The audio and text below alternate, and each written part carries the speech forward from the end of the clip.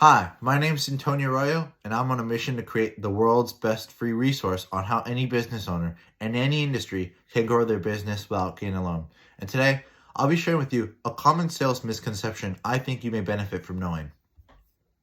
Now, before I get into the misconception, there's something that I must remind you about, and that is people act in accordance to their beliefs. For example, if you don't believe this video will provide you value, you won't watch it.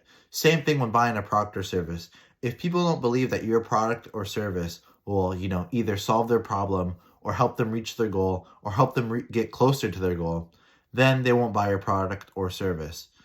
And that's very important because this correlates with the misconception, which is you can easily change people's beliefs.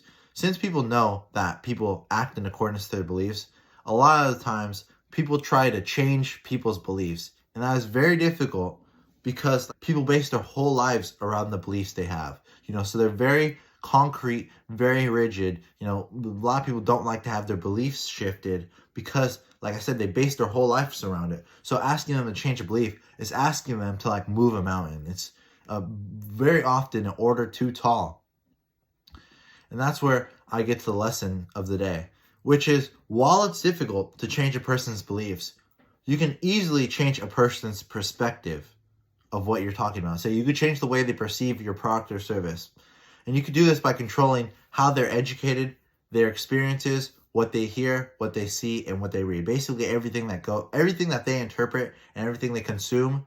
If you can control that, you can control the way they perceive your product or service.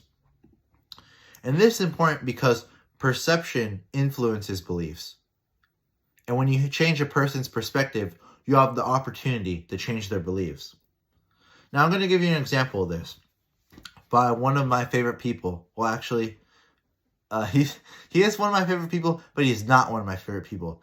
And this guy is Edward Bernays. Now, he's a terrible human being, and he's probably rotting in hell right now. But there's what we can learn from him, and we could apply it to do good. We don't have to learn from him and do bad like he did. But essentially, what this guy did was he persuaded the masses to do what he was told to do. Now, I'll give you an example here. So back in the 1900s, a cigarette company reached out to Edward Bernays, and they wanted him to sell more of his cigarettes. Preferably, they wanted to sell to women to start smoking cigarettes because at the time, women did not smoke cigarettes. In the United States in the early 1900s, smoking cigarettes was looked down upon if you're a woman. And that was because the women that did smoke cigarettes were known as taboo. So what Edward Bernays did in order to boost sales of the cigarettes was, first off, he's talked to a psychoanalyst, and his name was Dr. A.A. Bill. And what he discovered was, women interpret cigarette smoking with freedom. They see men smoking cigarettes. At the time, they saw men smoking cigarettes, and they thought, they smoke cigarettes because they're free, because they're independent. But they didn't smoke because at the time, all of society thought, perceived that women that smoked were taboo. So those are the two conflicts right there.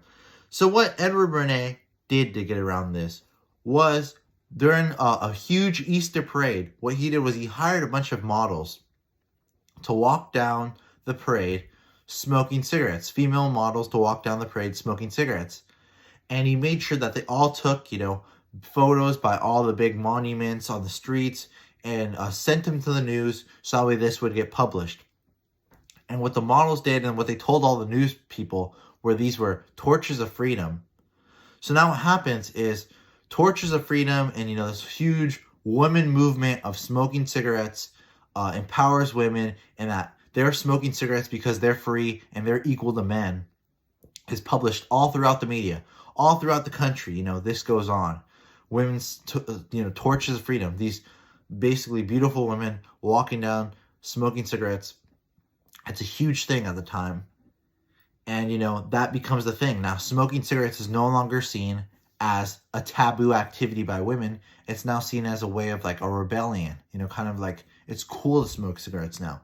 And that's how, Edward Bernays was able to influence all of America, well, the women of America, to start smoking.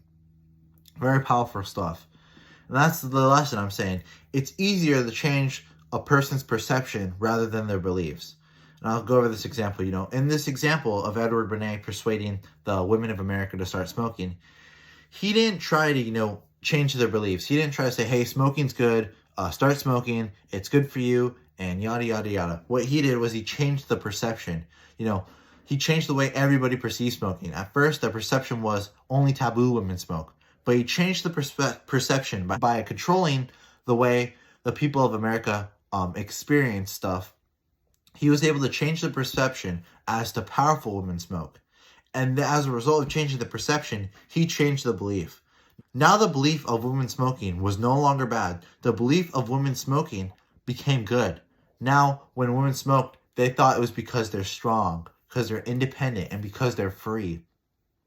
You see there, like I said, when you're trying to negotiate, when you're trying to, influence people, don't try to necessarily target their beliefs and try to tackle their beliefs straight on and try to influence and change that. What you should try to do is influence and change their perspective. How do they perceive what you're talking about? Because by changing the way they perceive what you're doing, you can change their beliefs. You can mold their beliefs, and you could, align with their beliefs, if it makes sense. Now, that's the lesson of the day.